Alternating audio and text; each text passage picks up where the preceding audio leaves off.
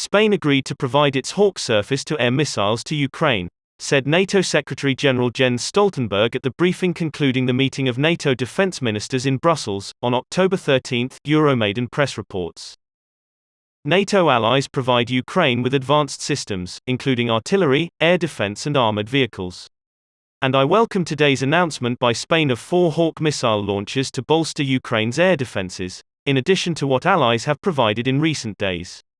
I thank allies for their significant contributions, and I call on them to continue to step up their support, the NATO Secretary-General said.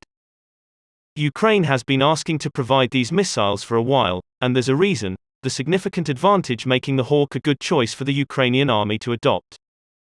Unlike the MIM-104 Patriot, which also caught Ukraine's attention and cost about $1 billion per fire unit, the MIM-23 Hawk is a missile of the previous generation. At some point in time, it was the main anti-aircraft system of the USA and NATO countries during almost the entire Cold War, and was sold in huge numbers.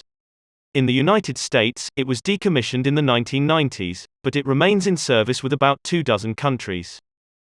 Although the MIM-23 Hawk was put into service back in 1960, it has seen 4 major modernizations since then.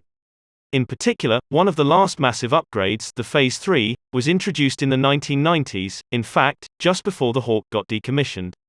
The last widespread modernization included digitalization of the complex, which enabled the Hawk system to simultaneously intercept several targets and destroy them at low altitudes. The computerization of the MIM-23 Hawk opened doors to further modernization of this air defense system, aka the Hawk 21, which is currently in service with Turkey.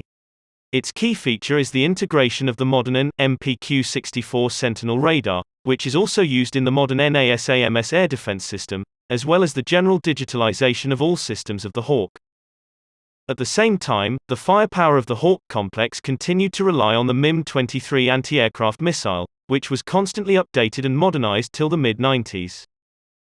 We still don't know what configuration of radar systems will be in the Hawks transferred to Ukraine.